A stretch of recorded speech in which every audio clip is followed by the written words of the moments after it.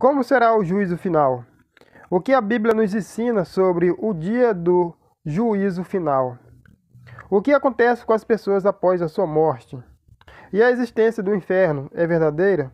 Se você tem alguma dúvida sobre o dia do juízo final, eu lhe convido a assistir esse vídeo até o fim e tirar todas as suas dúvidas sobre o dia do juízo final. Desde já, peço que se inscreva no nosso canal, ative o sino das notificações e não esqueça de deixar o seu like. Amém? A Bíblia fala, lá em Romanos, capítulo 14, versículo 10, assim: Mas tu, porque julgas o teu irmão, ou tu também, porque desprezas o teu irmão? Pois todos temos que comparecer perante o tribunal de Deus, de maneira que cada um dará conta de si mesmo a Deus. Irmãos, tudo quanto nós fizemos em vida ou praticamos de bom ou ruim será apresentado diante de Deus no dia do grande juízo. Todas as obras que fizemos, nenhuma ficará em oculto, tudo será revelado. No livro do profeta Daniel, o profeta tem uma visão no primeiro ano de Belsazar, rei da Babilônia. Lá em Daniel, capítulo 7, versículo 9, diz assim: Continuei olhando, até que foram postos uns tronos, e o ancião de dias se assentou. Suas vestes eram brancas como a neve, e os seus cabelos da cabeça como a lã pura. O seu trono era chamas de fogo, e suas rodas era fogo ardente. Um rio de fogo manava e saía diante dele. Milhares de milhares o serviam, e milhões estavam diante dele. Assentou-se o juiz e abriram-se os livros. Amados, todo homem ou mulher que viveu sobre a face da terra será julgado no mesmo dia. Quando o tribunal for estabelecido, como fala lá no livro do profeta Daniel, o juízo final será dividido em 3 partes, como diz a Bíblia lá em Apocalipse capítulo 19, versículo 20, Apocalipse capítulo 20, versículo 10 e Apocalipse capítulo 20, versículo 14. Os livros da vida e da obra serão abertos para aqueles que viverem sobre a face da terra e serão julgados cada um segundo as suas obras. Mas, porém, o falso profeta, o anticristo e o diabo já estão condenados, pois não serão mais julgados, mas o que está escrito sobre eles será cumprido. Mas, de fato, o que aconteceu com as pessoas que já morreram? Para onde elas foram? Segundo a Bíblia, lá em João, capítulo 14, versículo 6, diz assim: Eu sou o caminho, a verdade e a vida. Ninguém vem ao Pai senão por mim. E lá em Marcos, capítulo 16, e versículo também 16, diz assim: Quem crê e for batizado será salvo. Quem, porém, não crê será condenado. Amados, o inferno existe e é lá que estão aqueles que não confessaram o nome de Jesus como seu único e suficiente Salvador. O inferno é um lugar que foi criado por Deus para lançar Lucifer junto com os seus demônios que se rebelaram contra Deus. Porém, as chaves do abismo não estão em posse de Satanás, mas nas mãos de Deus, como diz a Bíblia, lá em Apocalipse, capítulo 1, versículo 17, que vai dizer assim: Não temas, eu sou o primeiro e o último, o que foi vivo e o que foi morto, mas eis que estou vivo pelos séculos dos séculos e tenho as chaves da morte e do inferno. Está vendo, irmãos, como Satanás não tem autoridade nem sobre o inferno, pois as chaves de lá não estão nas posses dele. O poder de Satanás é somente o que Deus permitir. Amados, o inferno é um lugar de tormento onde foram lançados aqueles que não confessaram o nome de Jesus em vida. Porém, o inferno ainda não é a condenação final. O inferno é apenas uma prisão onde as pessoas que lá estão são atormentadas 24 horas por dia para lembrar das maldades que fizeram em vida e não se arrependeram de seus pecados.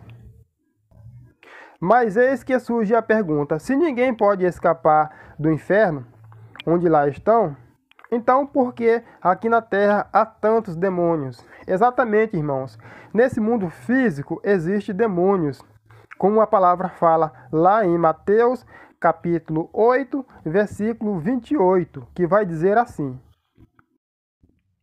Tendo ele chegado à outra margem, a terra dos Gadarenos, vieram-lhe ao encontro 2 endemoniados, saindo dentre os sepulcros, a tal ponto furiosos, que ninguém podia passar por aquele caminho. Eis que gritaram: Que temos nós contigo, ó Filho de Deus? Vieste aqui atormentar-nos antes do tempo? Ora, andava pastando não longe deles uma grande manada de porcos. Então os demônios lhe rogavam: Se nos expeles, mande-nos para a manada de porcos, pois ide, ordenou-lhes Jesus. E eles, saindo, passaram para os porcos. E eis que toda a manada se precipitou despenhadeiro abaixo, para dentro do mar, e nas águas pereceram. Fugiram os porqueiros, chegando à cidade, contaram todas as coisas e o que acontecera aos endemoniados. Então a cidade toda saiu para encontrar-se com Jesus, e vendo-lhe, rogaram que saísse da sua terra. Irmãos, os demônios são anjos que habitavam no céu, assim como Lucifer, mas se rebelaram contra Deus, por isso foram lançados ao abismo. Uma parte dos demônios podem sair do abismo para subir à terra para tentar as almas à perdição. Outra parte são como carcereiros numa penitenciária, que ficam aprisionando as pessoas e por isso elas não podem sair de lá. As almas são pessoas que um dia já foram encarnadas. Os demônios nunca foram encarnados. Mas como a Bíblia nos revela que há almas no inferno, lá em Apocalipse, capítulo 20, versículo 13, faz essa revelação que diz assim: E deu o mar os mortos que nele havia, e a morte e o inferno, os mortos que neles haviam. Foram julgados cada um segundo as suas obras. Mas se o inferno é apenas uma prisão, um lugar de tormento onde só há choro e ranger de dentes, então o que seria a condenação final? Amados, a condenação final é o lago de fogo ardente, que, segundo a Bíblia, é a segunda morte. Pois nós sabemos que nós somos corpo e espírito. E quando uma pessoa morre, o que morre é apenas a matéria, ou seja, o pó ao pó voltará. Porém, o espírito segue. Se esse espírito alcançar salvação, viverá na glória de Deus. Porém, se for condenado, no dia do juízo final, sairá do inferno e irá para o lago de fogo, onde será a segunda morte. O lago de fogo é a condenação final, pois representa a segunda morte, ou seja, a morte do espírito. Mas quem será lançado primeiro no lago de fogo ardente? Segundo o livro de Apocalipse, capítulo 19, versículo 20, diz assim: A besta e o falso profeta serão os primeiros a ir para o lago de fogo ardente. A palavra vai dizer assim: Mas a besta foi aprisionada, e com ela o falso profeta, que com os sinais feitos diante dela, seduziu aqueles que receberam a sua marca, e os adoradores da sua imagem. Os dois foram lançados vivos dentro do lago de fogo. A palavra também nos revela, lá em Apocalipse, capítulo 20, versículo 10, que o diabo é lançado no lago de fogo. A palavra vai dizer assim: O diabo, sedutor deles, foi lançado para dentro do lago de fogo e enxofre, onde já estavam não só a besta, como também o falso profeta, e serão atormentados de dia e de noite pelos séculos dos séculos. Amados, depois que a besta, o falso profeta e o diabo forem lançados no lago de fogo, será a vez do juízo de toda a humanidade, como diz a Bíblia lá em Apocalipse, capítulo 20, versículo 11. que vai dizer assim: vi um grande trono branco, e aquele que nele se assenta, de cuja presença fugiram-se a terra e os céus, e não se achou lugar para eles. Vi também os mortos, grandes e pequenos, postos em pé diante do trono. Então se abriram os livros, e ainda outro livro. O livro da vida foi aberto, e os mortos foram julgados segundo as suas obras, conforme o que se achava escrito nos livros.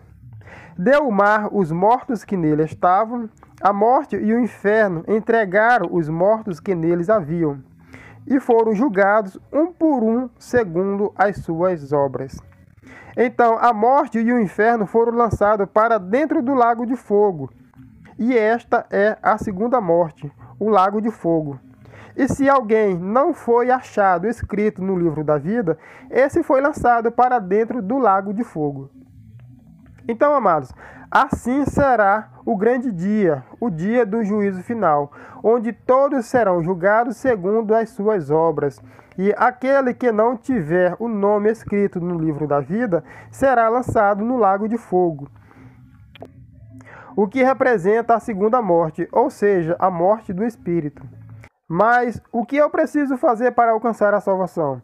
Amados, a Bíblia fala que Jesus morreu e foi crucificado para a remissão de nossos pecados.